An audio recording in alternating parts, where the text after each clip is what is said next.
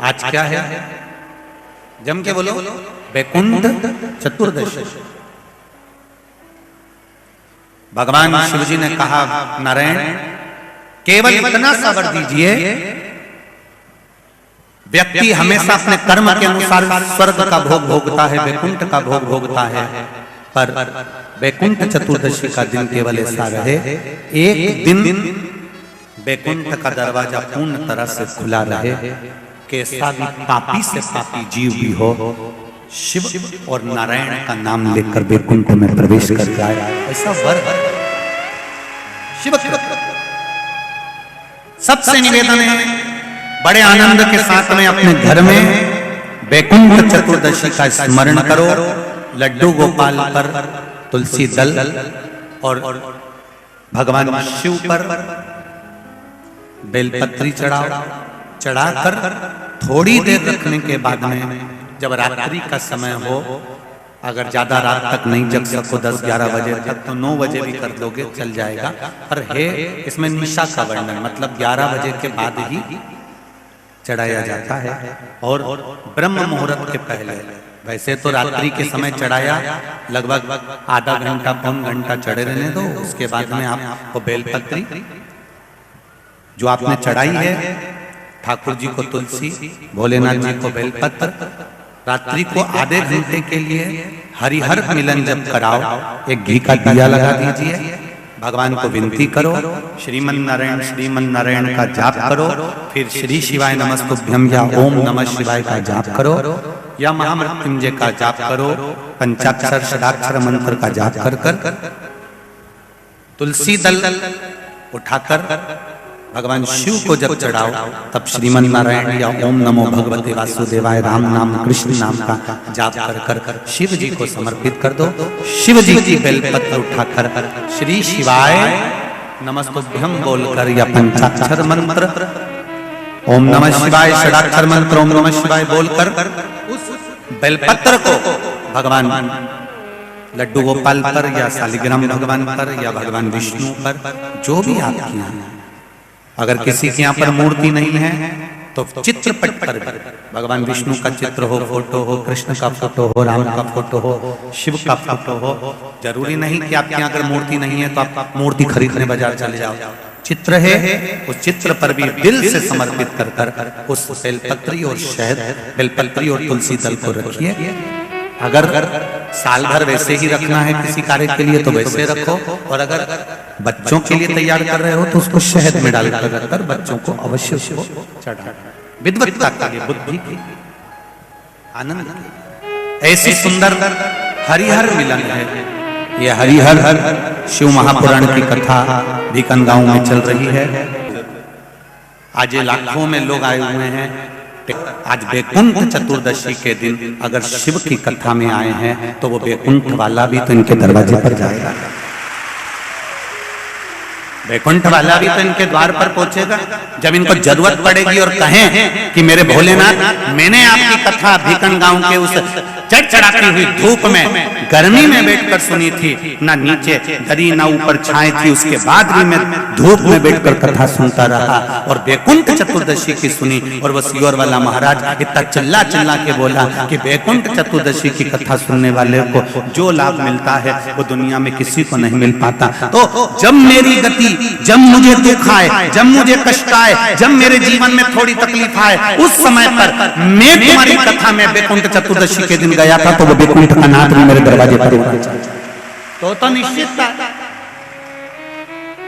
और सीधी बात है, तेरे मंदिर में आना मेरा काम है और मेरी बिगड़ी बनाना तेरा काम है। तेरी चौखट पर मैं आ गया, उसके बाद में दर्शन दिखाना तेरा। ये उसके ऊपर, ये उसकी मर्जी।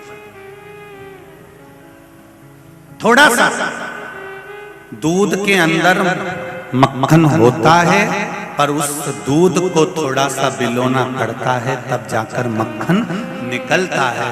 तो वो निकलेगा जरूर, ये निश्चित है।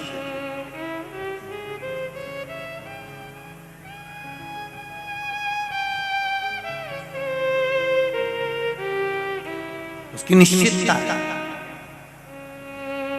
शिव जी को पाने के लिए कोई प्रपंच नहीं चाहिए, भगवान को पाने के लिए कोई वस्त्र बदलने की जरूरत भी नहीं पड़ती। कई लोग कहते हैं शंकर जी की आराधना करें, पूजन करें तो कौन से कलर के कपड़े पहने। हम पहले भी कथा में कहे, आज फिर कहते हैं, शिव जी को पाने के लिए कपड़ा बदलने की जरूरत नहीं होती। शिव जी को पाने के लिए मात्र कलेजा बदलने की जरूरत होती है। शिव जी निर्गुण भोला है मेरा शंकर, एकदम भोला, उसको कुछ भी नहीं चाहिए। वो तो ये भी नहीं जानता कि तुमने क्या मंत्र बोला, क्या साधना करी। उसको तो केवल तुम्हारे एक लोटे जल से मतलब है कि आपने एक लोटा जल। और हम कई लोग कहते हैं तुमने ये नया नियम ला के रख दिया कि एक लोटा जल सारी समस्या का हल। तो ये जल का महत्व इतना कैसे हो गया? तो शिव पुराण में उठाकर देख लो, शिवरात्रि की कथा शिव महापुराण में लिखी हुई है। अगर आपके पास में शिव पुराण नहीं हो तो पढ़ लेना, मोबाइल पे सर्च कर लेना।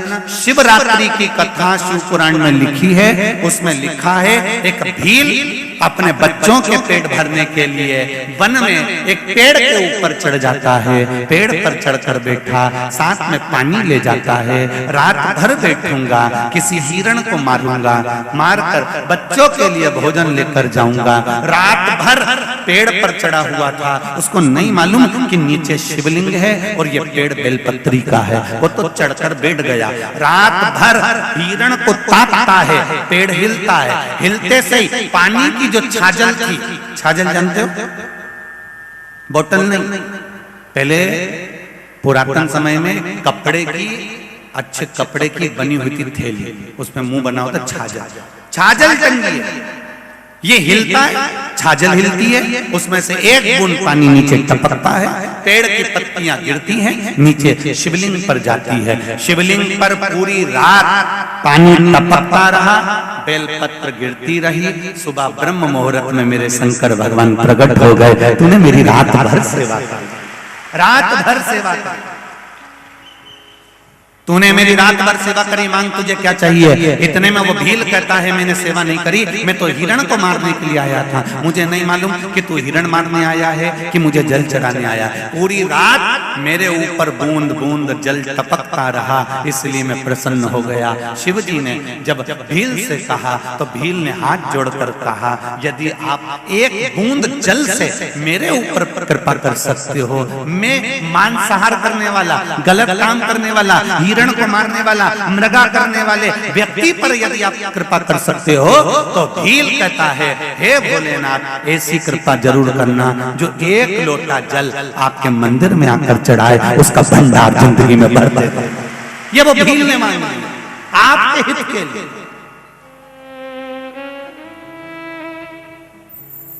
क्या होता है एक लोटा जल से चढ़ा के तो देखो। ये लिखा एक लोटा जल,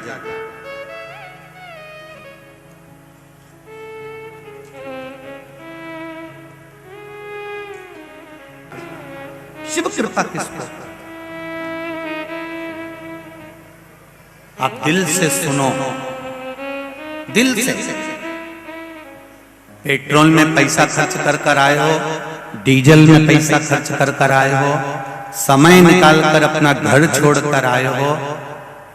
2 बजे से 5 बजे तक कथा चलती है। 5 बजे जब आरती हो, अक्षतम कैश्वम हो, कर्पूर गौरम हो, तब भूमि को प्रणाम कर कर तब उठकर जाओ और उससे कहकर जाओ कि तेरे भरोसे पर कथा सुनी है, मैंने सुना है, तू खाली नहीं छोड़ता, विश्वास लेकर आई हूँ।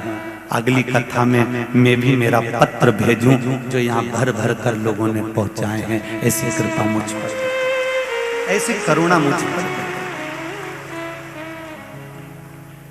कोई सहजता नहीं है। इन पत्रों में हम तो कई पत्र तो पढ़ ही नहीं पाते, ये ढेर लगे हुए सारे पत्रों का नीचे आप लोग देखेंगे ढेर, इनको तो पढ़ ही नहीं पाते। ढेर ये पढ़ा हुआ, थोड़ा बहुत पढ़े जो हाथ में आ गया पढ़े।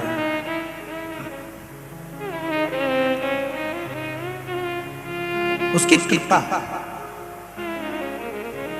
तेरी कृपा बिना न हिले एक भी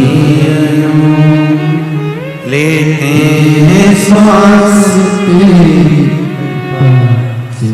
तनु तनु बखान क्या करूं मैं राखों के ढेर का चपटी खबोत में है खजाना कुबेर का।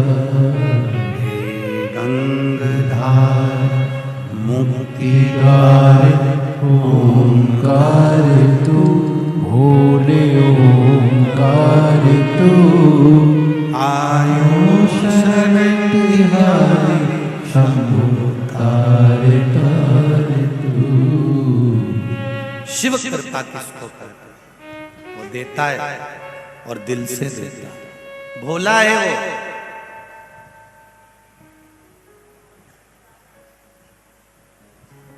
आपके भीतर भोलापन, नम्रता, प्रेम लेकर आ जाइए, शिव आपका साथ देना चालू कर देगा। पक्षी को ऊपर की ओर बढ़ने के लिए पंख की जरूरत पड़ती है और मनुष्य को ऊपर की ओर बढ़ने के लिए नम्रता की जरूरत पड़ती है। इसको पंख नहीं चाहिए।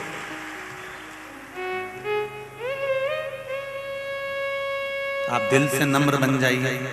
किसने क्या कहा, किसने क्या बोला, किसने कितनी गाली दी, किसने कितनी उंगली उठाई, अपने को उससे मतलब, इस दिल से नम्र बनो। आप पक्षी पंख से ऊपर बढ़ता है, आप अपनी नम्रता से ऊपर बढ़ते चले जाइए। बढ़ो।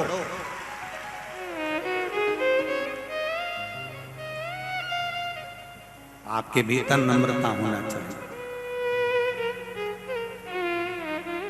कोई अपशब्द कह दिया ना, कह दे आग लगे बस्ती में अपन रहो मस्ती में, क्या किसको रोइए चादर तान के सोइए। सास ने कुछ बोल दिया ना, बोल लो।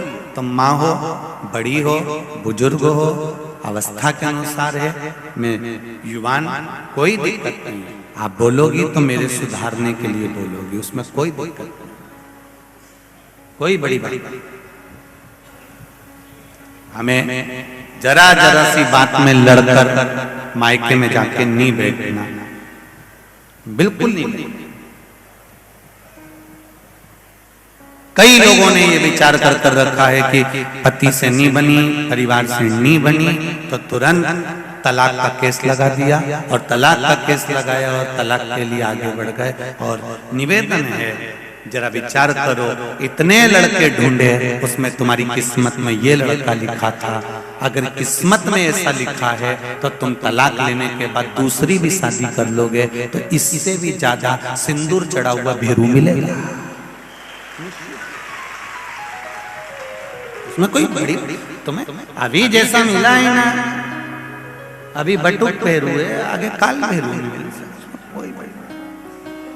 आप उसको समझो, जरा विचार करिए। आप अपनी चित्तवृत्ति में, अपने मन में उस विचार को लेकर आइए। और जब आपकी चित्तवृत्ति में, आपके विचारों में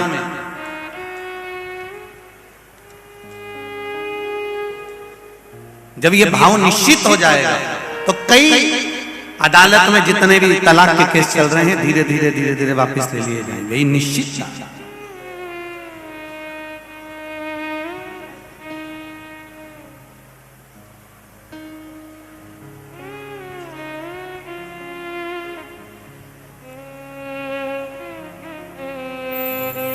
आप कितना भी दुख है जीवन में है, ऐसा कोई माता के गर्भ से नहीं जन्मा जिसके जीवन में दुख नहीं है। कोई लिख दे कि पृथ्वी पर जन्म लेने के बाद जिसकी किस्मत में दुख नहीं होगा। मीराबाई भगवान कृष्ण की इतनी बड़ी उपासक थी, बोलो दुख था कि नहीं था? जम के तो बोलो दीजिए, था ना? जहर का प्याला आ गया, सांप का पिटारा आ गया, शेर के सामने ले जाके डाल दिया, कितना कितना कितना दुख दिया, पर विश्वास पक्का था।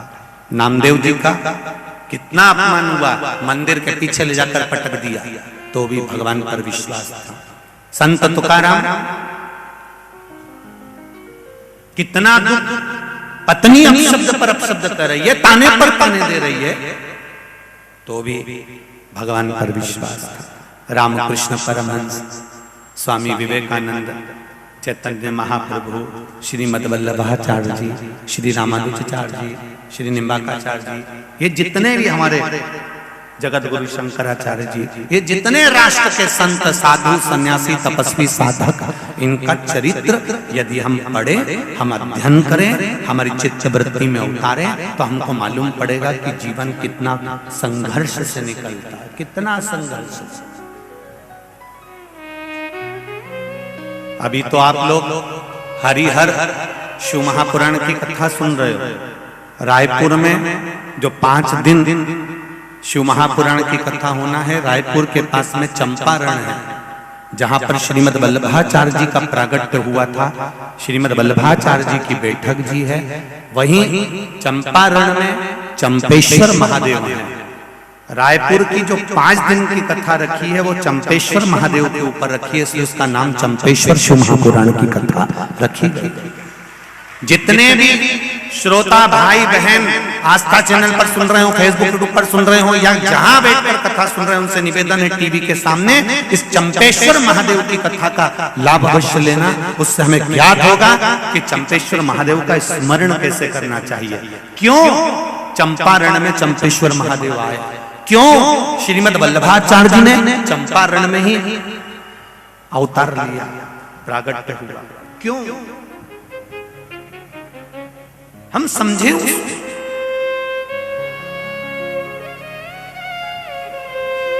क्यों मेरे वल्लभ उस चंपारण की भूमि में विराजमान हुआ। उस चंपेश्वर महादेव की कथा, चंपारण की भूमि की जो कथा है, वो रायपुर से हम 5 दिन सुने और उसको धारण करें, अपने जीवन का आनंद लें। क्या फल है।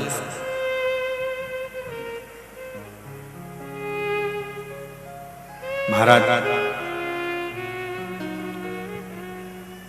अब परमात्मा को आप थोड़ा सा दुख, ऐसा संसार में कोई व्यक्ति नहीं जन्मा जिसको दुख नहीं। माता के गर्भ से अगर जन्म लिया है तो दुख तो भोगना पड़ेगा। चाहे तुम संत बन जाओ, चाहे तुम साधु बन जाओ, चाहे तुम गुरुजी बन जाओ, चाहे तुम जो बनना हो बन जाओ, क्योंकि भगवान ने कहा कि मैंने किसी को कुछ बना के नहीं भेजा। भगवान कहते हैं मैंने पृथ्वी पर केवल मनुष्य बनाकर भेजा है, मानव बनाकर भेजा है। और भगवान कहते हैं पृथ्वी पर मैंने केवल तुझे मनुष्य का जन्म दिया है, मानव का जन्म दिया है। मनुष्य बनकर रहेगा तो जिंदगी में तुझे कभी कष्ट नहीं आएगा। तू कुछ बनने की तलाश में रहता है, इसलिए कष्ट जीवन में आता है। मानव का शरीर है, मनुष्य का शरीर है।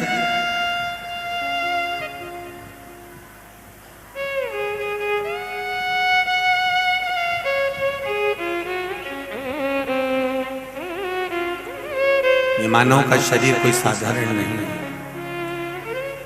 आप इसको भगवत स्मरण में जितना सुख, आपके पंडाल में एक माता रोज 3 घंटे पूरी कथा खड़े रहकर सुनती है। एक बार उनके लिए जोरदार ताली बजाएं। पूरी 7 दिन हो गए उसको एक स्थान पर बस आसन वहां पर लगाया है जिस पे खड़ी रहती है और कथा सुनती रहती है। अब तपस्वी तप करता है, साधना वाला साधना करता है। लोग कहते हैं कि कुंभ के मेले में संतों का दर्शन होता है, लोग कहते हैं कुंभ के मेले में साधुओं का दर्शन होता है, लोग कहते हैं कुंभ के मेले में साधु और सन्यासी और तपस्वियों का दर्शन होता है। शिव महापुराण की कथा कहती है कभी शिव महापुराण की कथा के पंडाल में जाकर दर्शन करना, यहाँ सारे संत साधु सन्यासी तपस्वी साधक उपासक भक्तों का दर्शन। भीकनबंद गांव वालों के किस्मत में था, इसलिए भीकन गांव की किस्मत में था, इसलिए ये रोज प्रतिदिन रात्रि के समय पर आकर, आपको हमने पहले भी कहा कि कोई वंचित रह गया हो तो रात के समय आकर इन साधु सन्यासी तपस्वी साधक उपासक जरा अपना घर छोड़कर, अपना द्वार छोड़कर, बच्चों को छोड़कर रात रात भर केवल दरी पर पड़े हुए हैं और स्नान करा, भोजन करा और भगवान की भक्ति में एक जगह पर।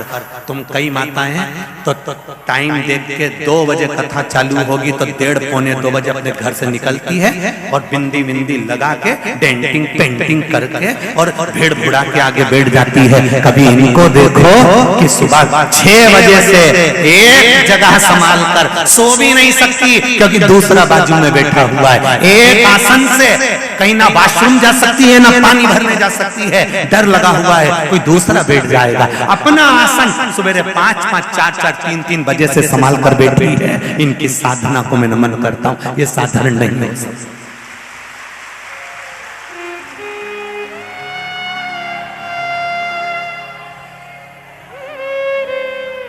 और कई लोग हमारे पास में आकर कहते हैं गुरुजी ये हमारे मेहमान आए, आप इनसे मिलिए, ये हमारे वो आए हैं इनसे मिलिए। तो तुम तो अब भी आए और तुमसे मिले और ये सुबह 4 बजे की बैठक का क्या होगा कालिया?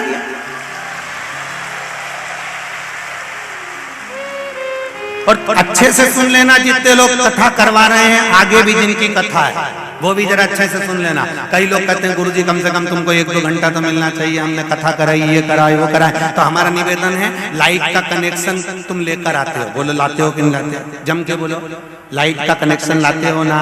लाइट का बिल जमा करते हो ना? लाइट का जब कनेक्शन लेकर आते हो तो लाइट छू के बता दो। तुमने लाइट का पैसा खर्च करा तो छू के बता कि मैंने तो 500 रुपए का बिल भरा। तो जब तुम लाइट का बिल जमा करो, पैसा जमा करो, तो तुम लाइट नहीं छूते हो, बस दूर से अनुभव करते हो। बल्ब जला दो उजाला हो जाएगा, पंखा चला दो हवा आ जाएगी। तो गुरु जी को भी बुलाया है तो दूर से अनुभव कर, सुना नहीं।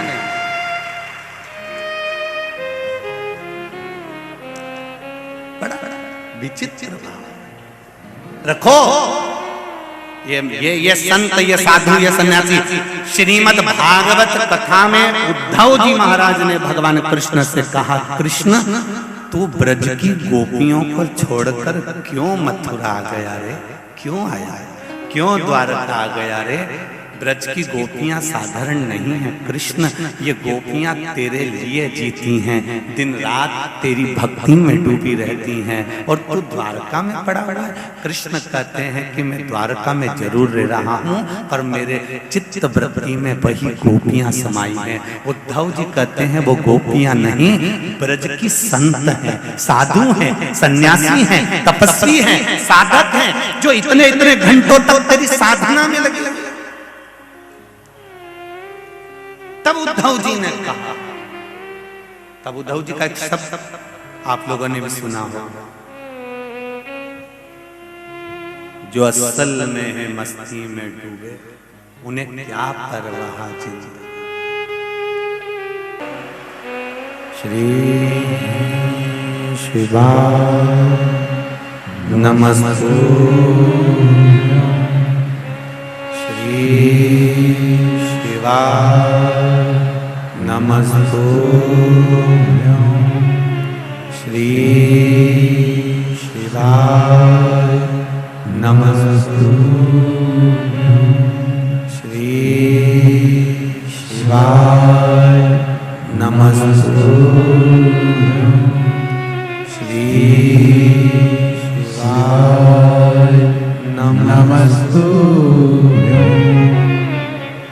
भोला सब दुख काटो मारा, ओ भोला सब दुख काटो मारा। शिव शंकर जपूं तेरी माला, भोले बाबा जपूं तेरी माला, भोला सब दुख काटो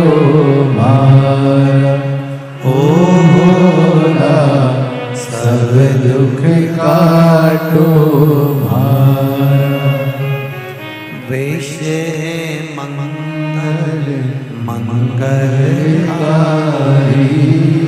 वैसे मंगलकारी शमशान वासी हमारा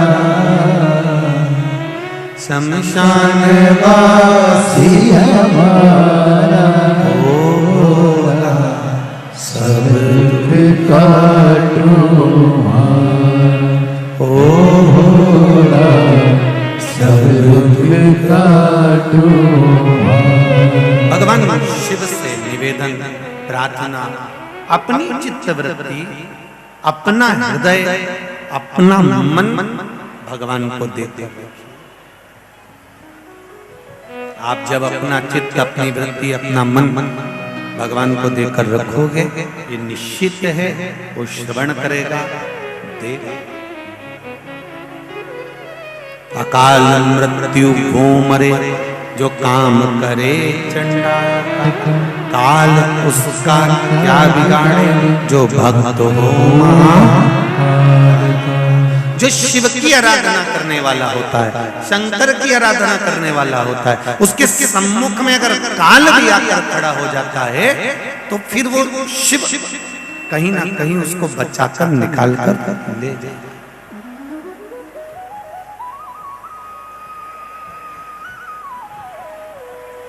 ध्यान देना जरा, शिव तत्व को जानना। महाराज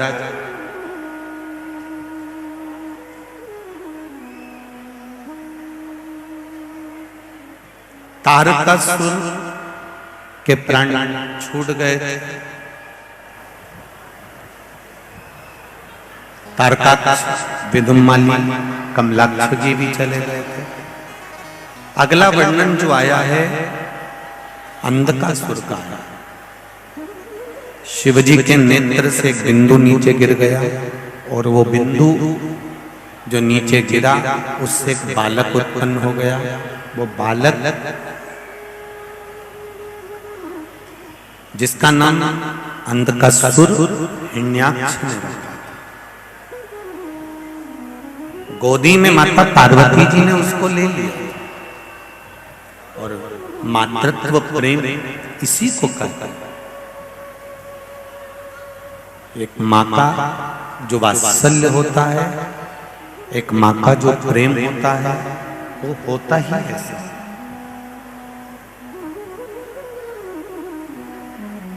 एक माता का स्नेह। शिवजी ने कहा कि पार्वती इसको ले जाकर तू समुद्र में फेंक दे। पार्वती जी कहती है नहीं, या आपके द्वारा प्रकट हुआ है इसलिए मैं इसको फेंक नहीं सकती, ये आपका पुत्र है। शंकर भगवान कह रहे हैं ये मेरा पुत्र नहीं है, तू तो फेंक दे। मेरे नेत्र बंद करने के बाद प्रकटा है, फेंक इसको। नहीं नहीं नहीं नहीं प्रभु, इसको नहीं।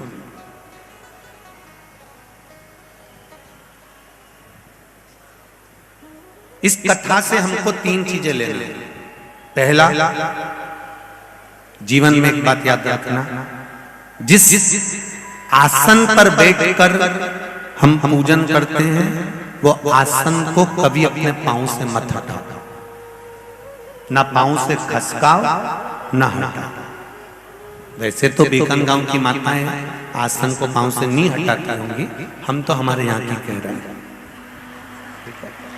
जिस आसन पर बैठकर हम पूजन करें, पाठ करें, मंदिर में अर्चना करें या हम पूजन पाठ में लगे रहें, कई माताओं की आदत रहती है आसन अगर इधर उधर बिछा रहता है, वो पति के साथ में आसन पर जब बैठने वाली रहती है तो हाथ से सीधा करने की जगह पांव से थोड़ा खसका लेती है।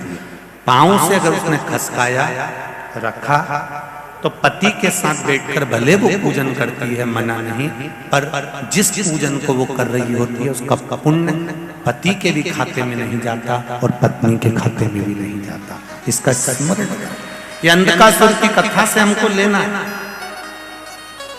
दूसरा,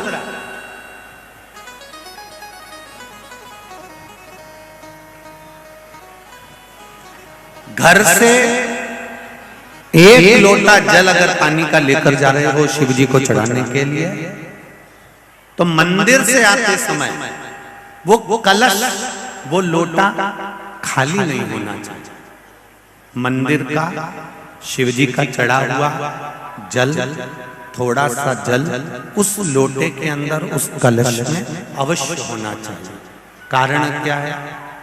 हमारे यहाँ पर हमारे बुजुर्ग माता पिता कहते हैं, बुजुर्ग लोग कहते हैं कि सुबह अगर कोई जा रहा है और खाली बर्तन का दर्शन कर लेता है तो बेचारे का दिन अच्छा नहीं जाता।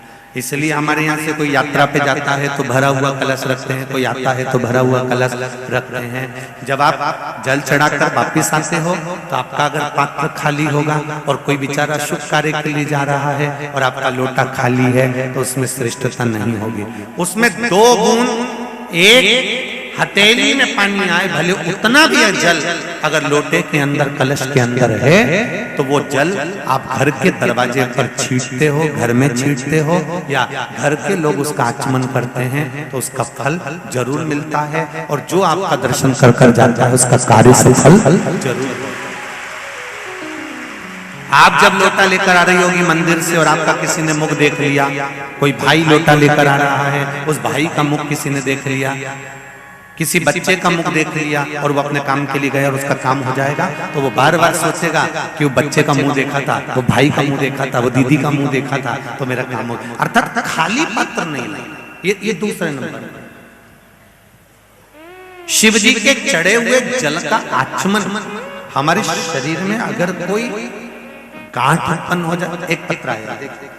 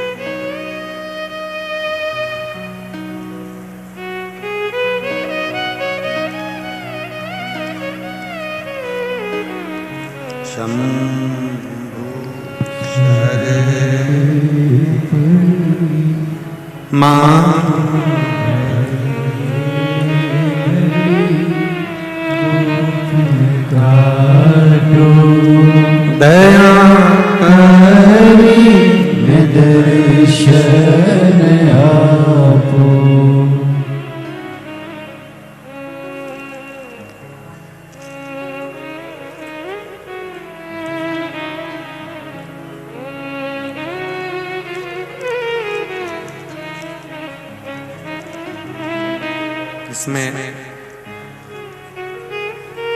नाम नहीं है। जिला खरगोन, मध्य प्रदेश, गांव भूल गांव से आई हूं। जिसका भी पत्र हो वो खड़ी हो सकते हैं। जिला खरगोन, मध्य प्रदेश, गांव भूल गांव से हम आए हैं। मेरा नाम, मैं आशीष पठान। कहीं बैठे हो तो अवश्य दिलाइए। मैं आशीष पठान 13 जुलाई 2022 को मम्मी को इंदौर हॉस्पिटल में पेट के दर्द के कारण ले गए थे। कहीं बैठे हो आशीष पठान तो हाथ जरूर हिलाइएगा, जहां कहीं भी बैठे हो। वहां जांचें करवाई। पहले हमने नजदीक के हॉस्पिटल में दिखाया खरगोन के, वहां पर भी उनको कुछ गठाने बताई गई। इंदौर ले गए, वहां पर जब जांचें कराई तो कैंसर की 3 गठाने उनके शरीर में थी। हम सब ने पहले डॉक्टर ने इंजेक्शन लगाकर कुछ मात्रा में कुछ भाग निकालकर जांच करवाई तो उसमें कैंसर की गांठ थी। 3 गांठ कैंसर की थी। हम सब ने, मम्मी ने भी भोलेनाथ जी को 1 लोटा जल और बिलपत्र चढ़ाना शुरू कर दिया। डॉक्टर का कहना था ऑपरेशन कराना पड़ेगा। हम घर आ गए, सीहोर गए, रुद्राक्ष लेकर आए और वहां से एक शिव जी का कंकर, शंकर आप कहते हो तो वहां से कंकर उठा कर लिया। कंकर शंकर पर ही जल चढ़ाकर रुद्राक्ष का जल माता जी को देने लगे, पार्थिव शिवलिंग का निर्माण करने लगे, पूजन करने लगे। बाबा की कृपा से शिवजी पे चढ़ा हुआ जल लेकर आते, बेलपत्र लेकर आते और अपनी माता को खिलाने लगे। 2 महीने बाद हमने वापिस इंदौर गए और हमने कहा हमारी माता जी की जांच करो, हमें ऑपरेशन करवाना है। हम ये विश्वास से गए थे कि सियोर वाला महाराज कहता है शिवजी पे चढ़ा हुआ जल और बेलपत्र ना जाने कितने रोग को समाप्त कर देता है, तो हमने कहा एक बार जांच और करवा लेते। ठीक 2 महीने के बाद हम जांच के लिए फिर उसी हॉस्पिटल में गए जहां पर कैंसर बताया था और हमने जांच कराई और बाबा की कृपा ऐसी हुई गुरुदेव कि अब डॉक्टर ने कह दिया एक भी गठान शरीर में नहीं है और ना कैंसर। ये शिव है, ये शंकर है, ये औघड़ी। अब कोई शरीर में कैंसर नहीं है ना गांठ है। तेरी कृपा बिना नहीं एक भी अनु लेते हैं सांस, तेरी कृपा से तनु तनु। हम फिर कहेंगे विश्वास हो तो शिव जी को जल चढ़ाओ, विश्वास हो तो एक बेलपत्री चढ़ाओ, विश्वास हो तो एक बेलपत्री उठाकर खाओ, विश्वास हो तो जल चढ़ाया हुआ आचमन करो। फिर निवेदन करेंगे 3 बातें अंधकासुर से लीजिए। पहली, जम के बोलो, आसन को पांव से जम के बोलो जरा, नहीं हटाना। दूसरी,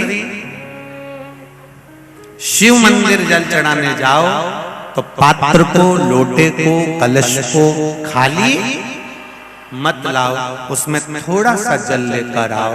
घर के जितने भी लोग हैं उनको आचमन जितना थोड़ा थोड़ा सा पानी दे दिया करो। अगर मान लो किसी के शरीर में कोई बड़ा रोग आ भी रहा होगा तो शिव का चढ़ा हुआ जल पीने से रोग समाप्त हो जाएगा, शरीर ठीक होगा। और वो भरा हुआ जल अगर आप लेकर आ रहे हो, थोड़ा सा पात्र में जल ला रहे हो, तो दूसरा यदि आपका मुख का दर्शन करेगा तो उसका कार्य सफल होगा। तीसरे नंबर, शिव मंदिर में जब भी जाओ, शंकर भगवान के मंदिर में जब भी जाओ, आखिरी में जब शिव जी की पूजन कर कर वापिस लौट कर आओ तो ये अंधकासुर के चरित्र से लेना। शिव मंदिर में जब भी पूजन करने जाओ, दर्शन कर कर पूजन कर कर जब वापिस आ रहे हो, तब दरवाजे पे से खड़े होकर एक बार देवाधिदेव महादेव को वापिस दर्शन कर कर अपने हृदय की बात कहकर फिर आइए। ये 3 चीज,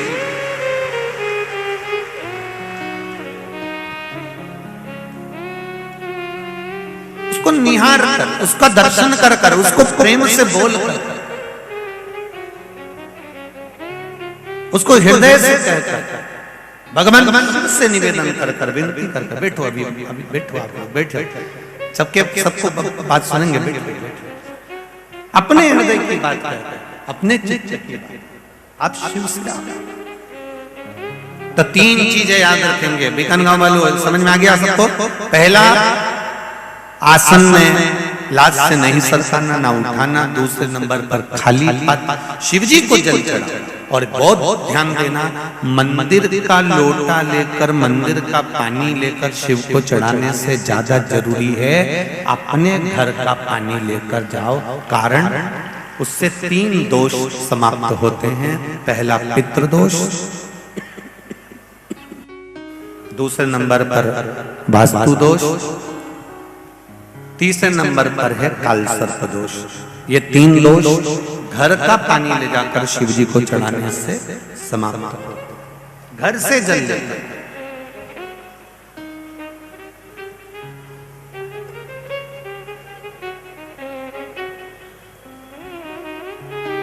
तीसरे नंबर पर है भगवान शंकर के मंदिर से जब वापिस आओ, पूजन वगैरह कर दिया, अच्छे से भगवान शंकर का श्रृंगार कर दिया, भगवान शिव को स्नान आदि पूजन आदि सब कराकर जब वापिस आ रहे हो तो एक बार उसको झांक कर दर्शन कर कर पलट कर उसको देख कर उससे निवेदन कर कर वापिस फिर आ जाओ।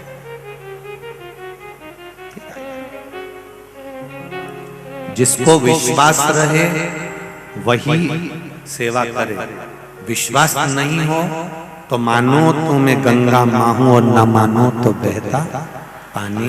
अगर मानोगे तो गंगा जल है, नहीं तो ऐसे ही बह रहा है। लोग उसमें चमड़ा भी धो रहे हैं, कपड़े भी धो रहे हैं, वस्त्र भी धो रहे हैं, चप्पल भी धो रहे हैं। और जिसने मान लिया कि ये गंगा का जल है तो पूजन करी, आराधना करी और गंगा का आचमन उसने गंगा जल मानकर करा है तो उसका कल्याण भी हुआ है। आप अगर मानोगे कि शिव है तो शिव मिलेगा। आपने अगर मान लिया कि हमने तो केवल कथा में सुना है, सियोर वाला हमारा चिल्ला चिल्ला करके था सारी समस्या का हल, एक लोटा जल, केवल आपने अगर दिखावे से करा तो उसका कोई महत्व नहीं है। अब दिल से शिव की आराधना करो। अंधकासुर को देखा, शिव जी ने कहा इसको पटक दे समुद्र के अंदर। नहीं, ये आपका पुत्र है, मैं इसको ऐसे पटकने वाली नहीं हूं। शिव जी ने कहा ये मेरे नेत्र बंद करने के बाद प्रकट हुआ, ये मेरे नेत्र बंद करने के बाद प्रकट हुआ। सारे देवी देवताओं का मंदिर रात को बंद हो जाता। बोलो बोलो, सही है? सबका मंदिर बंद हो जाता, पर दो, एक मां देवी दुर्गा भवानी जगत जननी जगदम्बा शेरों वाली, और दूसरा मेरा देव अधिदेव महादेव, जिनके दरवाजे वो तो अब लोग, क्योंकि माता जी पर भी सोने का चांदी का जेवर होता है, शिव जी का भी श्रृंगार होता है, खूब सोना चांदी का श्रृंगार होता है, इसलिए दरवाजा बंद कर दिया जाता है। कभी तुम महेश्वर जाओ, ओमकारेश्वर जाओ, नर्मदा जी के घाट पर जाओ, शंकर जी ऐसे ही बैठे हुए हैं, उनका दरवाजा बंद होता है। कोई कोई घाट पे बैठे हुए हैं, कोई कोई मंदिर में बैठे तो उसमें दरवाजा ही नहीं है, छतरी है केवल। पहले शिव जी ऐसे ही बैठते थे, माता रानी भी पहले ऐसी बैठती थी। तुम शीतला माता को देखो, जहाँ तुम नवरात्र में अपने शादी ब्याह होते हैं तो देवी जी का पूजन करने जाती हो, वहां कोई मंदिर में तो शीतला माता ऐसी एक छोटे से पाषाण स्वरूप में आराम से बैठी हुई है, लोग जाते पूजन करते चले जाते। माता का वहां पर दरवाजा भी नहीं होता था, शंकर जी का भी द्वार नहीं होता था। वैकुंठ में द्वार है, ब्रह्मलोक में द्वार है, इंद्रलोक में द्वार है, पर आप में से कई लोग कैलाश पर्वत घूमकर आए। कई लोग गए कैलाश की परिक्रमा करने के लिए, मानसरोवर की परिक्रमा करने के लिए। जो कैलाश गए हैं वो आए ना तो उनसे पूछना, क्यों भैया कैलाश का दरवाजा है दरवाजा कैलाश के ऊपर? नहीं, कैलाश पर्वत खुला पड़ा है। शंकर भगवान इंद्र के देवता के यहाँ दरवाजा मिलेगा, इंद्र लोक में, ब्रह्म लोक में, वैकुंठ लोक में, गौलोक धाम में, सब दूर दरवाजा मिलेगा, पर दरवाजा नहीं मिलेगा तो मेरे देवादिदेव महादेव के यहाँ नहीं मिलेगा। वो जागता है। बहुत लोग विरोध करते हैं, क्या शंकर भगवान को रात्रि को हम स्मरण कर सकते हैं? क्या शिव जी का जाप कर सकते हैं? क्या शंकर भगवान को रिझा सकते हैं? हमारे यहाँ तो शंकर भगवान की शिवरात्रि होती है। शिव डे नहीं, शिव दिन नहीं, शिवरात्रि। आप रात भर शिव की भक्ति करो, रात भर भगवान का भजन करो। जब तुम्हारा नेत्र खुले तुम्हें उसकी याद आ जाए, जब तुम्हें उसकी याद आ जाए, चाहे सुबह हो, शाम हो, दिन हो, रात हो, चाहे तुम नहाए हो, नी नहाए, मुंडा भी धोया कि नहीं धोया, तुम तो भगवान का भजन श्री शिवा। मुंडा धोए नहीं तो कोई कहेगा गुरुजी बिना नहाए धोए तो क्या हुआ? शिव महापुराण की कथा एक बात बहुत ध्यान से सुनना। मान लो तुम कह रहे हो कि बिगर नहाए हम अगर भजन करेंगे, भगवान का जप करेंगे तो भगवान स्वीकार करेगा। अगर मान लो बिना नहाए मर गए तो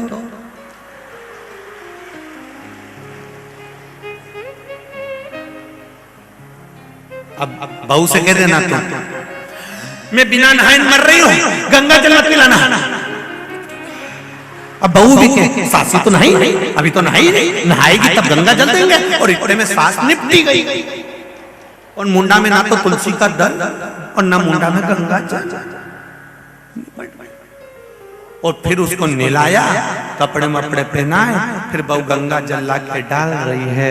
परिवार वालों ने पूछा चोरी जिंदा थी तब गंगा जल दे दिया था ना बेटा जब प्राण छूटा? नहीं तो मैंने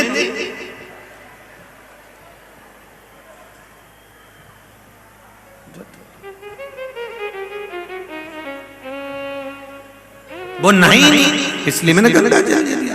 अब प्राण छूटने का कोई समय नहीं है, मृत्यु का कोई समय किसी को नहीं मालूम कि कब मरोगे, कब तुम्हारे प्राण छूटेंगे।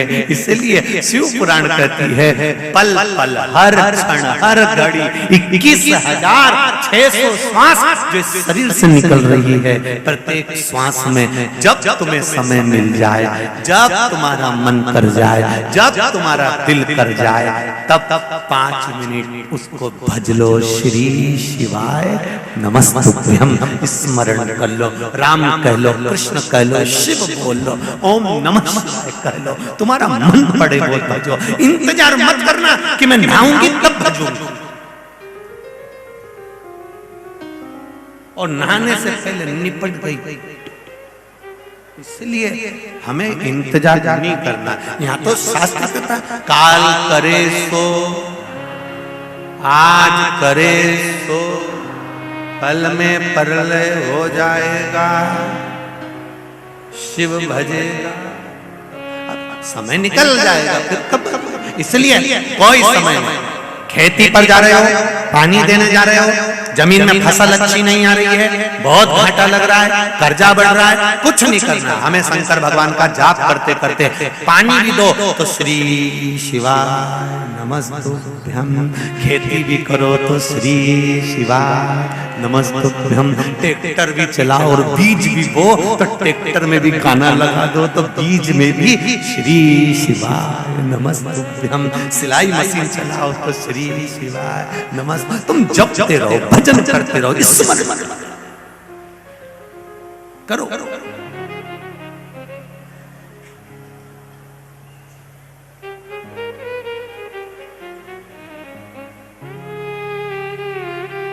जप लो उसको इंतजार।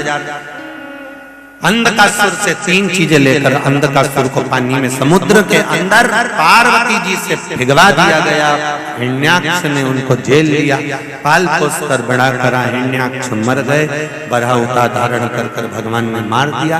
समय आया हिरण्याक्ष के यहाँ जो अंधकासुर बड़ा हुआ था उसने तप करा, तप कर कर मांगा कि मेरे प्राण ना छूटे, मैं मरूं नहीं। तो वर ब्रह्मा जी ने कहा ऐसा नहीं हो सकता कि तुम मरोगे नहीं, मरना तो पड़ेगा, मृत्यु तो आएगी।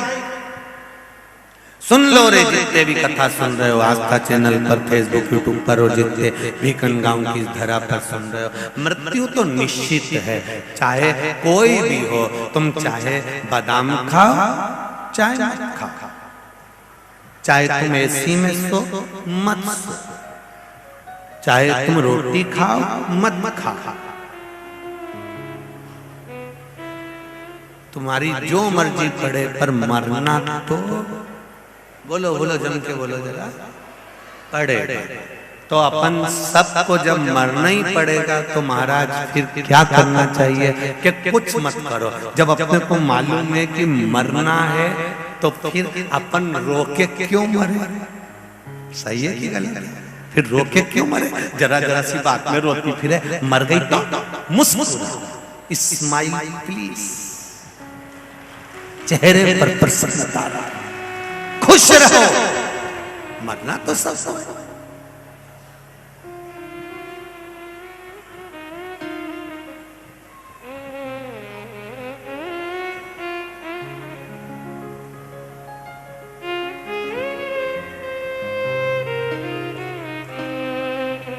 मृत्यु निश्चित है, आएगी।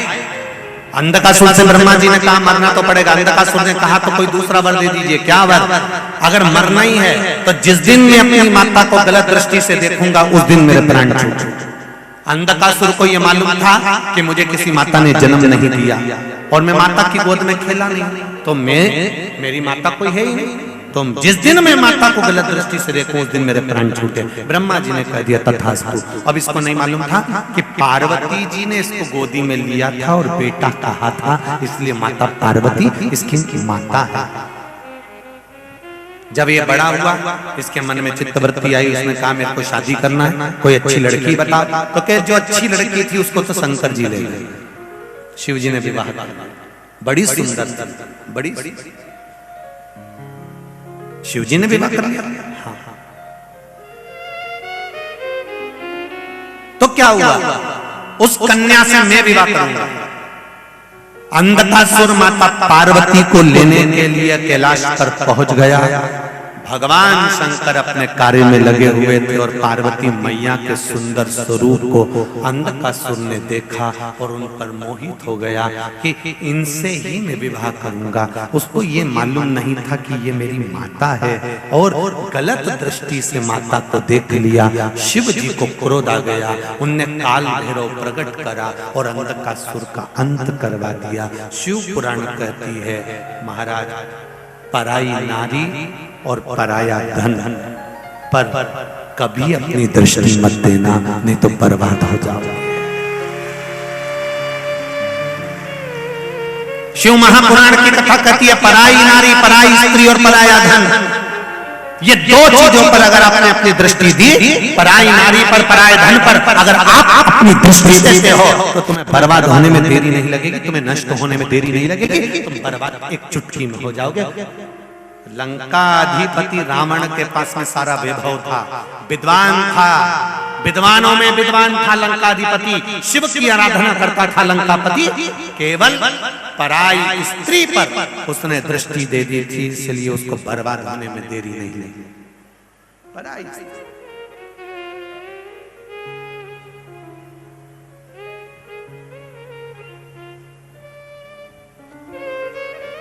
निश्चित था। मंदिर जाओ, देवालय जाओ, तीर्थ जाओ, व्रत करो, उद्यापन करो, अर्चना करो, स्मरण करो, नवरात्रि के गरबे में जाओ, चाहे गणेश जी की झांकी में जाओ, पर निवेदन है किसी स्त्री पर, किसी नारी पर, किसी कन्या पर, किसी बेटी पर अपनी गलत दृष्टि ना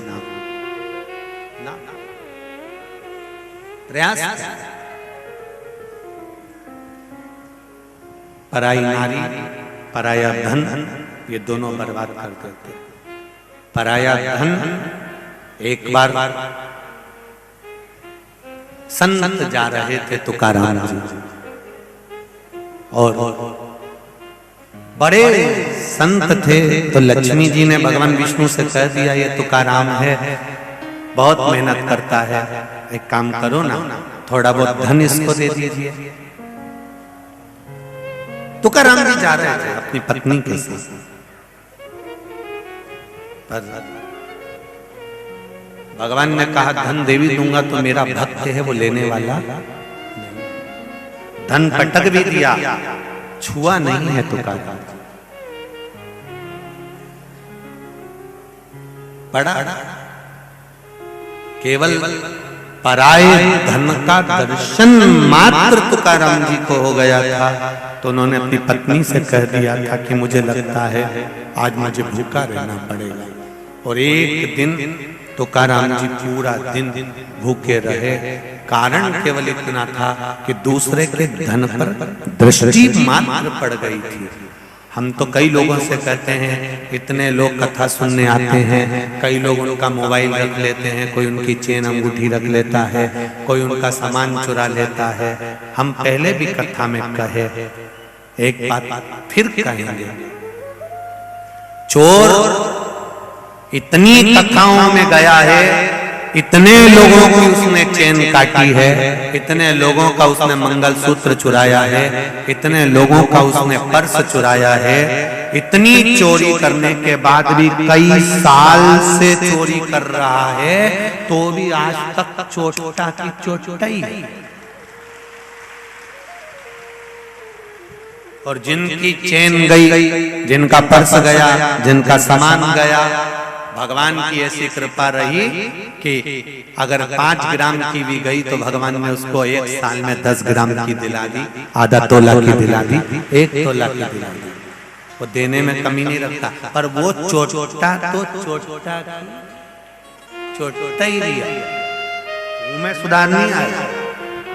वो एक कथा में चोरी करने जाता है, दूसरी कथा में पहुंच जाता है, दूसरी कथा में चोरी करने जाता है, तीसरी कथा में पहुंच जाता है, तीसरी में चोरी करी, चौथी में पहुंच जाता है। चोर ही रहा। वो आज तक अच्छा नहीं बन पाया। चुरा कर इतनी रकम चुराई थी, लखपति बन जाता, करोड़पति बन जाता, धनपति बन जाता, पर आज भी चोटा की चोटा ही रहा और जिंदगी भर चोरी करता रहा। पर जिसके गले की गई, जिसका बेग गया, जिसका सामान गया, भगवान ने उसकी पूर्ति कर दी। वो भले अगली कथा तक परमात्मा ने फिर उसके गले में चेन ले जाकर पहना दी। ये पर वो चोटा नहीं सुधरा, वो चोटा ही। इसलिए मेरा निवेदन है रे चोटों,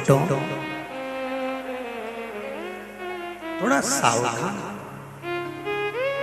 किसी का पड़ा हुआ मोबाइल भी मिल जाए ना तो पहले आवाज लगाओ कि साहब यह मोबाइल मिला है, ये मेरी जिंदगी खराब कर देगा, ये दे दूं। 5,000 का, 10,000 का, 15,000 का।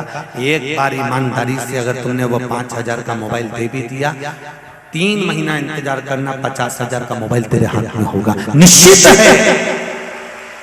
तुम कहां आए हो, किस जगह पर पहुंचे हो, किस स्थान पर पहुंचे हो, जरा विचार तो करो। उसका नाम है कुबेरेश्वर महादेव, कुबेर भंडारी, जो चोर को कुबेर बना देता है। वो किसी को खाली कैसे छोड़ सकता है?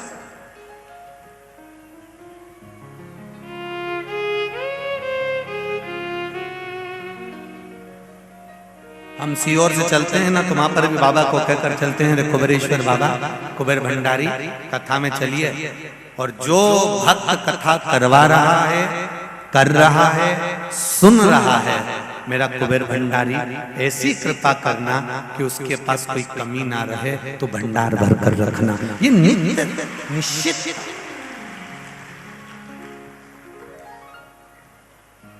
और मैं महिला मंडल से भी कहूंगा, ये कथा कल पूरी हो जाएगी।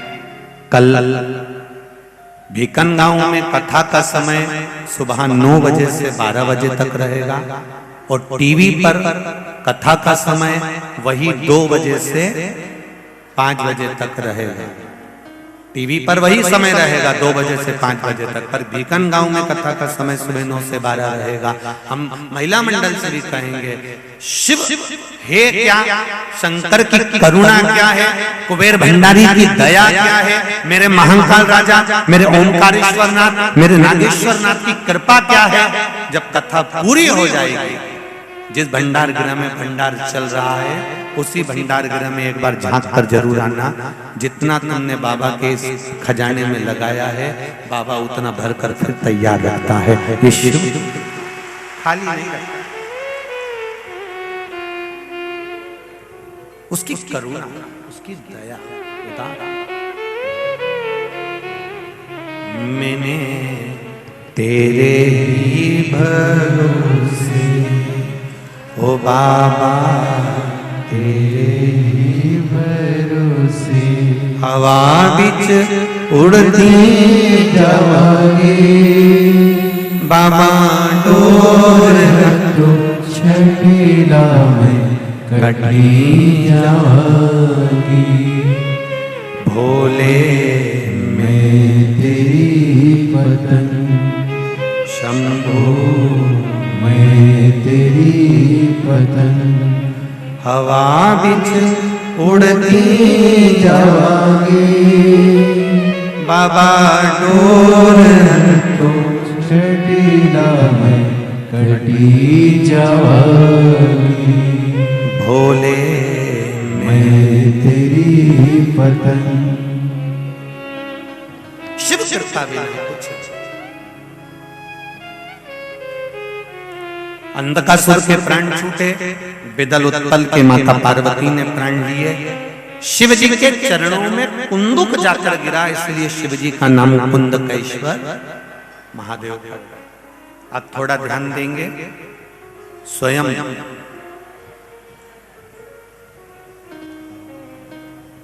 भगवान शंकर कुंदकेश्वर बनकर माता पार्वती के साथ में। कुंदकेश्वर का दर्शन कैसा होता है, कुंदकेश्वर महादेव का स्वरूप कैसा होता है, तो आप दर्शन करेंगे। भगवान शिव की जटा बंधी हुई है और सिर पर फूलों से जटा सजी हुई है।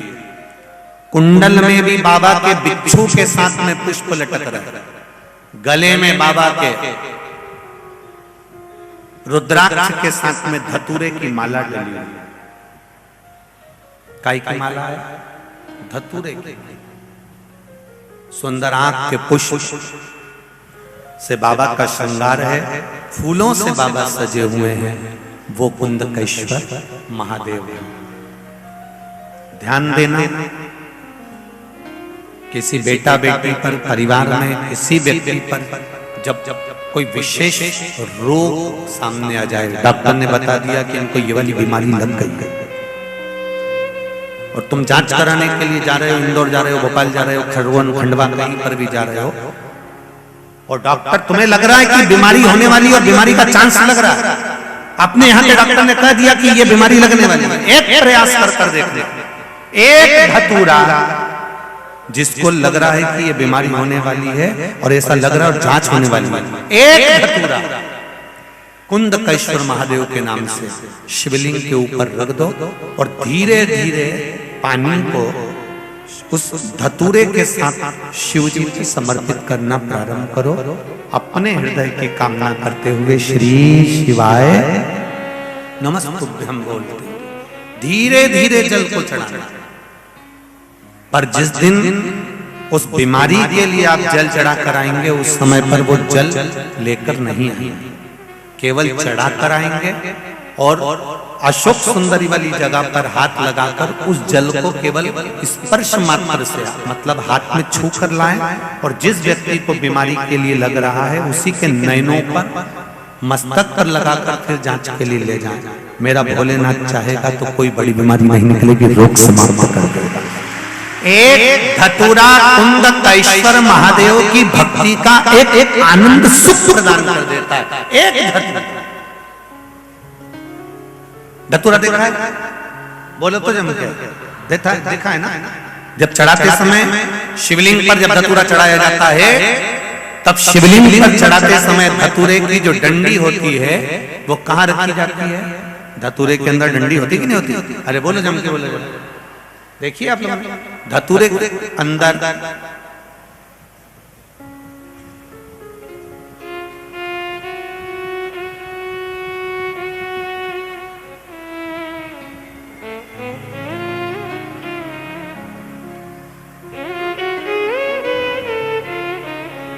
ये धतूरा, ठीक है। अब इसके पीछे आपको एक डंडी नजर आ रही है। जितने लोग चैनल पे देख रहे होंगे उनको भी स्मरण होगा, जितने लोग यहाँ से देख रहे होंगे तो एलईडी पर जितनी भी एलसीडी लगी है इन पर आप दर्शन कर रहे होंगे। ये जो डंडी, ये डंडी का जो मुख है, ये डंडी का जो भाग है, जब रोग के लिए, बीमारी के लिए हम समर्पित करते हैं तो ये डंडी का जो भाग है वो अशोक सुंदरी वाली जगह पर होना चाहिए। किस जगह पर होना चाहिए? अशोक सुंदरी। और बाकी के समय पर आप शिवरात्रि पर या कोई खुशी के लिए या शिव जी के अभिषेक के लिए या आप प्रदोष के दिन या आप किसी भी दिन भगवान शंकर की आराधना कर रहे हो, बाकी के समय आप डंडी का मुख तुम्हारी मर्जी पड़े जहां रखो। पर रोग निवारण के लिए आपको लग रहा है कि इस व्यक्ति को ऐसा रोग हो गया, ये रोग हम जा रहे हैं जांच कराने के लिए, हम दिखाने के लिए मुंबई जा रहे हैं, पुणे जा रहे हैं, इंदौर जा रहे हैं, खरगोन जा रहे हैं, तो उस समय पर रोग निवारण के लिए इस डंडी का मुख आपको अशोक सुंदरी वाली जगह, अशोक सुंदरी की जगह मालूम है सबको? जम के बोलो जरा, सबको मालूम है ना? अशोक सुंदरी की जगह होती है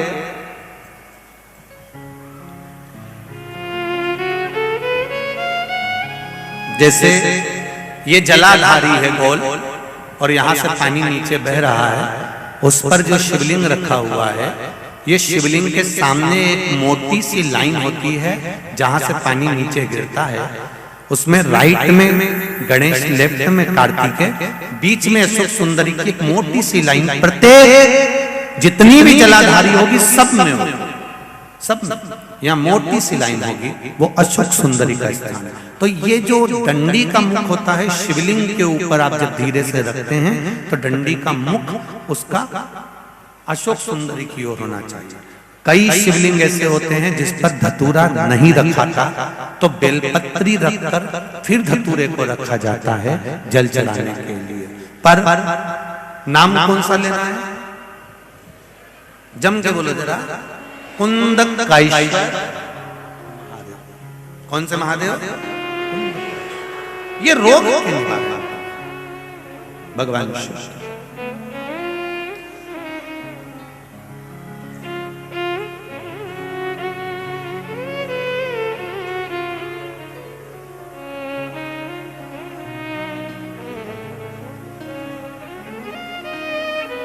महाराज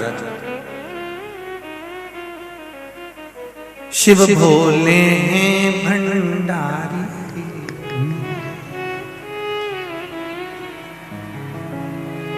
जग के वो पालनहारी। भगवान शिव के मूल मंत्र का स्मरण करें, बाबा से विनती करें। आज वैकुंठ चतुर्दशी है भोलेनाथ, हरिहर मिलन का आज दिन है। मेरे बाबा उग्रदानी त्रिकालदर्शी कैलाशी ऐसी कृपा करें जिससे शिव भक्ति हमारे हृदय में जागे। मूल मंत्र का जाप सभी करेंगे भाव के साथ। अपने स्थान पर बैठकर श्री शिवाय नमस्तु, श्री शिवाय नमस्तु, श्री शिवाय नमस्तु, श्री शिवाय नमस्तु, श्री शिवाय नमस्तु। भोला सब दुख काटो ओ भोला, सब दुख काटो शिव शंकर जपूं तेरी माला, भोले बाबा जपूं तेरी माला। भोला सब दुख काटो मारा, ओ भोला सब दुख काटो मारा। भगवान शिव की कथा कर रहे हैं। भगवान शंकर उग्रदानी त्रिकालदर्शी शिव जी का नाम कुंदकेश्वर महादेव पड़ गए। एक बार भाव से बाबा का जय घोष बोल। कुंदकेश्वर महादेव हर हर महादेव। भगवान शिव का कुंदकेश्वर नाम पड़ गया। आज शिव जी ने बड़ा सुंदर कुंदकेश्वर का स्वरूप धारण कर मां पार्वती के साथ में भगवान शंकर काशी में पहुंचे। भगवान शिव आज काशी में गए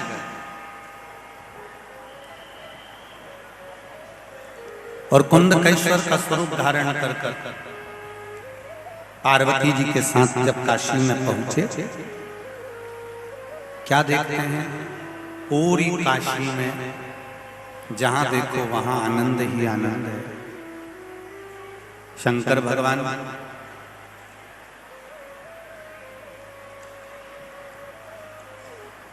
काशी के अंदर आज विराज रहे थे, पार्वती जी के साथ में कुंदकेश्वर बनकर दर्शन किया। भगवान विष्णु माता लक्ष्मी जी के साथ, भगवान नारायण माता लक्ष्मी जी के साथ काशी के मणिकर्णिका के घाट पर भगवान विष्णु आज गंगा जी की बालू रेत का शिवलिंग बनाकर शिव जी की पूजन कर रहे हैं।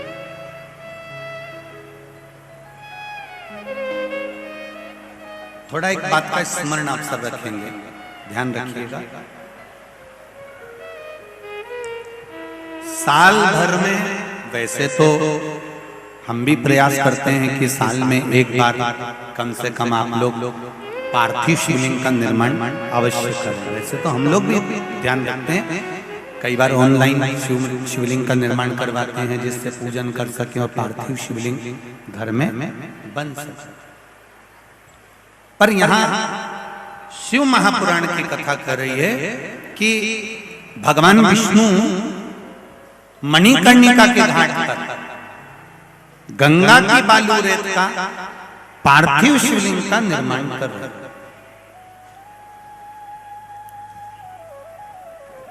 और शिवलिंग का निर्माण करते हुए आज भगवान विष्णु ने लक्ष्मी जी को बिठाया। यहां पर केवल लक्ष्मी जी का एक स्वरूप भगवान विष्णु के साथ में नहीं विराजा, मेरे नारायण के साथ में नहीं विराजा। यहाँ लक्ष्मी जी के 8 स्वरूप मणिकर्णिका के घाट पर भगवान नारायण के साथ में लक्ष्मी जी के विराजा। कितने स्वरूप बैठे? 8, जिसको हमारे यहाँ अष्टलक्ष्मी भी कहा गया। अष्टलक्ष्मी का भी भाव हमारे यहाँ वर्णन किया। अब भगवान लक्ष्मी जी के साथ में विराजमान होकर पार्थिव शिवलिंग का निर्माण करते हैं। एक लक्ष्मी, संतान लक्ष्मी, वैभव लक्ष्मी, धान्य लक्ष्मी, आरोग्य लक्ष्मी, ये सब विराजमान होती जाती है, पूजन करती जाती है, विराजित होती जाती है। एक बात यहां हमें स्वीकार करना है कि जब भी पार्थिव शिवलिंग का पूजन अपने घर में होता है, कोई विद्वान ब्राह्मण आकर हमारे यहाँ शिवलिंग का पूजन कराते हैं, अभिषेक कराते हैं। कोई विद्वान ब्राह्मण आकर जब हमारे यहाँ पर पूजन कराएं शिवलिंग का, या पूजन हम कर रहे हों और शिवलिंग की आराधना कर रहे हों, तो प्रयास करा करो कि घर में उस समय पर जो लोग विराजमान हैं, प्रत्येक घर के व्यक्ति का स्पर्श उस अभिषेक के जल में हो जाए और वो अभिषेक का जल शिव जी पे चढ़ जाए, जिससे हमारे घर का कल्याण। प्रयास करो।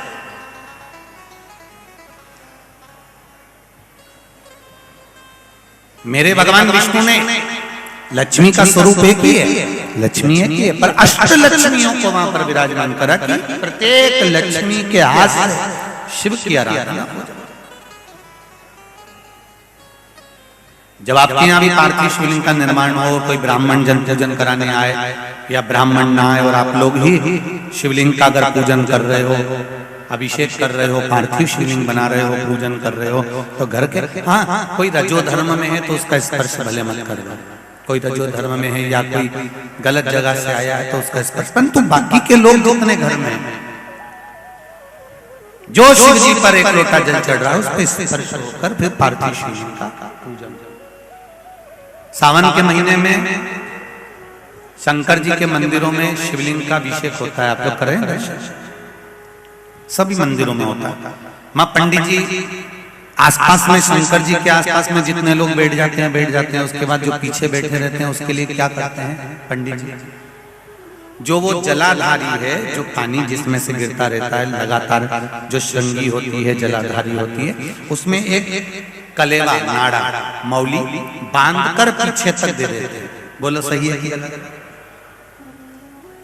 पीछे तक दे दिया उन्होंने, कलेवा बांधकर पीछे तक दे दी उन्होंने मौली बांधकर, और क्या कहा, इस कलेवे को, इस नाड़े को, इस मौली को पकड़ लो, अभिषेक करने वाला अभिषेक कर रहा है, और आप इस मौली का, इस कलेवे का स्पर्श करे हुए हो तो उसके स्पर्श से क्या लाभ मिलेगा? तो शिव पुराण कहती है कि शंकर जी पे चढ़ने वाले जल पर, जल का मात्र परिवार का व्यक्ति अगर स्पर्श ही कर लेता है तो चढ़ा हुआ जल का भाग से उसके जीवन में अगर कहीं दुख या तकलीफ आ रही होती है तो वो क्षण भर में समाप्त हो जाती है। मात्र स्पर्श। मैंने तेरे ओ बाबा तेरे ही भरोसे हवा विच उड़ती जवानी बाबा डोर छड़ीला में कटी जवानी भोले मैं तेरी बटन। अष्टलक्ष्मियों को भगवान विष्णु ने यहाँ पर विराजमान करा है। अष्टलक्ष्मी। थोड़ी देर बाद मणिकर्णिका के घाट पर भगवान देवादिदेव महादेव शिव कुंद कैश्वर के रूप में प्रकट हो गए।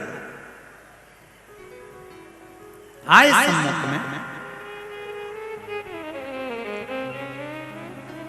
मांगो नारायण, आज आपने मेरी पूजन अर्चना करी है, क्या मैं आपको दूं? भगवान विष्णु ने कहा केवल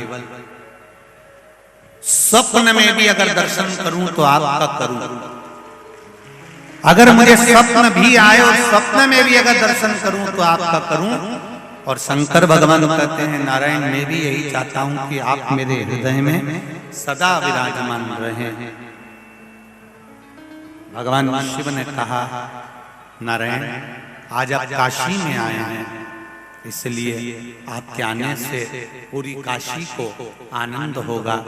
यहाँ दीप पर्व मनाया जाएगा। काशी में देव दीपावली की बड़ी महत्वता होती है। कोई गया काशी?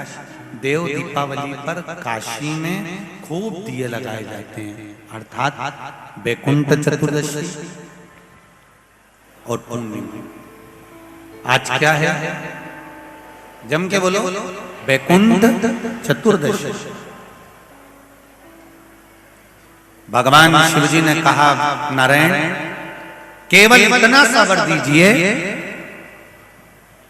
व्यक्ति हमेशा अपने कर्म के अनुसार स्वर्ग का भोग भोगता है, बैकुंठ का भोग भोगता है, पर बैकुंठ चतुर्दशी का दिन केवल ऐसा रहे, एक दिन बैकुंठ का दरवाजा पूर्ण तरह से खुला रहे, कि ऐसा भी पापी से पापी जीव भी हो शिव और नारायण का नाम लेकर बैकुंठ में प्रवेश कर जाए, ऐसा वर शिव। सबसे निवेदन है, बड़े आनंद के साथ में अपने घर में बैकुंठ चतुर्दशी का स्मरण करो।